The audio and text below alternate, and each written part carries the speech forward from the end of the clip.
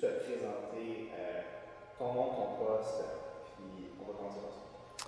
Moi, c'est Jonathan Benoît Pearlstein. Je suis maître distillateur, cofondateur à la distillerie Blue Pearl. Ouais, donc mon nom est Francis en fait, puis moi je suis cofondateur de Blue Pearl Distillery. Donc moi, mon rôle un peu, c'est comme touche à tout. Évidemment, c'est plus moi qui est comme en avant-plan pour tout ce qui est gestion, mise en marché, stratégie d'entreprise. Moi, mon poste ici, c'est vraiment développer les produits, la production, embouteiller, que ça parte de la distillerie jusqu'à chez vous. Donc, c'est ça que je fais en gros. Cool. Est-ce que tu nous parlais un peu de Le Royal, Blue Pearl Distillery, tes partenaires, un peu l'histoire de l'entreprise? Ouais, ben.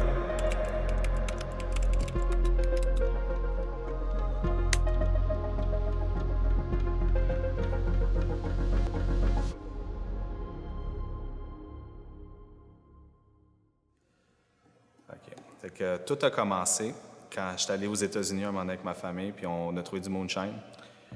J'étais bien curieux, je savais pas comment c'est fait et tout, puis j'ai découvert que je pouvais faire mon propre alcool. Donc j'ai appelé un de mes amis, Carl d'enfance, qui est ingénieur chimique, puis j'ai dit on construit un alambic et tout. On a commencé à faire des tests, on a construit un alambic de 50 litres, puis on faisait des tests. Francis, à un moment donné, il est venu signer un bail chez moi pour louer un appartement dans le building à ma mère. Quand je suis venu pour signer le bail, avec Joe, je voyais les cuves de fermentation. Puis moi, j'avais déjà fait de la bière avant avec un de mes amis. Joe, il faisait ça dans sa chambre d'amis. C'était vraiment drôle parce que c'est comme une petite chambre un peu en retrait, tu sais, un peu comme... Tu sais, un peu ramasse-tout comme salle, puis là, t'as comme l'éclairage un peu tamisé, un peu comme ici. Puis là, tu vois un alambic dans un coin. Tu sais, quand t'as jamais vu ça, un alambic, c'est un peu spécial. Puis là, ça a l'air comme d'une bouilloire, ça a l'air de venir ailleurs, un peu comme l'alchimie.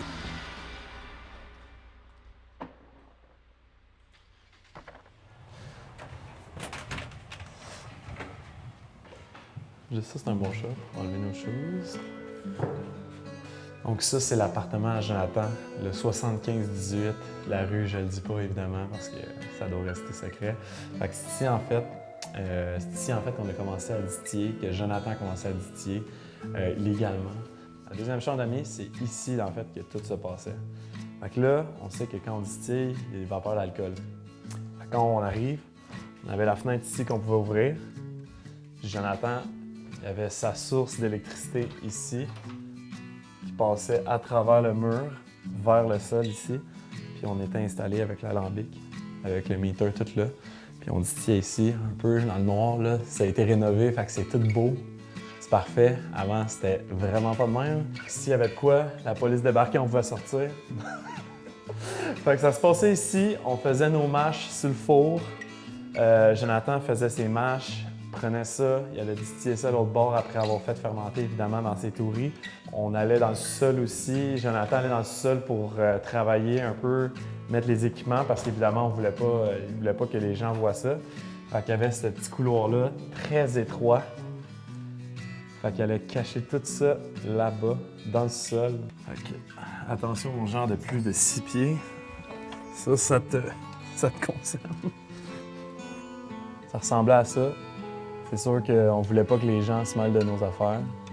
Quand Jonathan a commencé, il voulait pas que les gens savent qu'il faisait ça. Fait qu'il mettait tous ses équipements ici. Évidemment, c'était pas assez haut. Puis c'était sombre, fait qu'évidemment, c'était parfait. Fait que si quelqu'un rentrait, il y avait personne qui pouvait voir ce qu'il faisait. Fait que des bons souvenirs qui sont ici. Ouais. Puis là, je demande, je dis, hey, tu sais, c'est quoi que t'as mis là-dedans? Puis tout ça. Fait que finalement, il me dit, ah, ben, je fais des spiritueux. Là, je suis comme, hein, comment ça? Je dis, mais crème, tu fermentes, c'est pas de la bière. Il me dit, non, non, je prends ça, je dis, c'est ça. Fait que là, il me montre l'alambic. Puis là, je comprends tout. Dans le fond, il y avait un keg, puis là, il distillait avec ça. Fait que là, c'est le même, en fait. J'ai signé le bail, j'ai pris un shooter, j'ai goûté ça, puis c'est là que j'ai comme fait, oh my god, c'est vraiment bon. Il est revenu une couple de fois, regoûté, tu sais, on chillait sur la terrasse. Puis à un moment donné, on s'est mis à discuter, puis... Moi, j'ai commencé à, de mon côté, juste comme poser des questions, faire des recherches un peu. Puis à un moment donné, je suis comme juste arrivé avec un plan d'affaires. Puis là, les gars étaient genre, un méchant fucké, toi. Puis genre, j'étais, ah non, mais comme, OK, il faut faire ça, riger des alcools, le gouvernement, blablabla. Fait que là, c'est un peu de même que ça a commencé. J'ai dit comme, ben, tu sais, voulez-vous aller de l'avant? Puis là, le plan d'affaires est venu sur la table, la discussion, puis et voilà. 2 ans plus tard, 3 ans plus tard, 2 ans et demi plus tard. Ouais. Quand tu parlais d'alcool, on a vraiment du choix, puis on a des beaux produits québécois. Ben, tu sais, il y a autant des bières, il y a des sirops, il y a également le Bleu Royal Gin. C'est tellement bon, ça! Écoute, si vous aimez le gin et le gin tonic, Bleu Royal Gin Tonic, j'y donne une note là, de 200 sur 100. Alors, on va le randonneur avec un cocktail à base de Bleu Royal. Le Bleu Royal, c'est un gin québécois qui est bleu, mais qui change de couleur au contact de l'acidité. So, when you pour some tonic water in it, so the blue becomes purple. Le gin qui rentre dans le tonic, qui change de couleur, est-ce que c'était déjà prévu à la base ou ça a été comme hey, on peut faire ça, ok go, on le fait?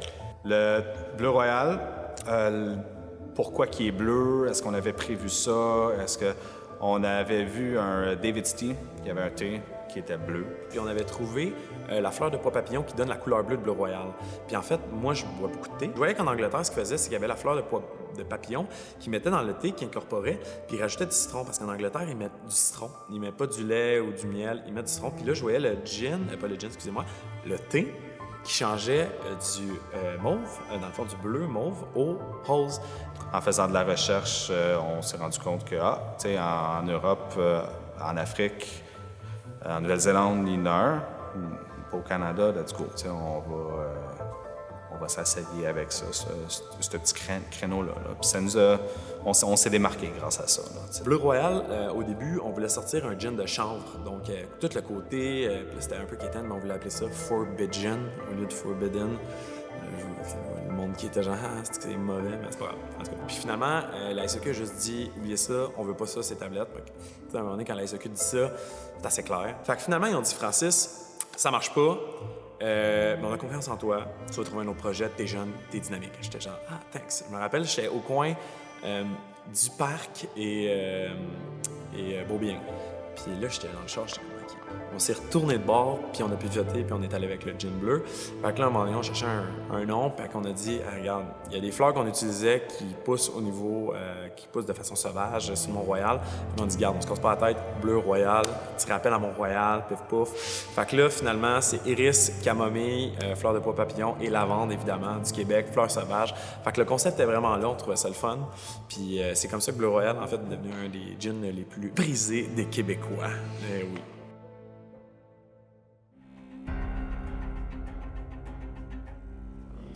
Aujourd'hui, comment tu te sens d'être assis dans ta nouvelle série qui peut dire soit plus grosse que l'autre?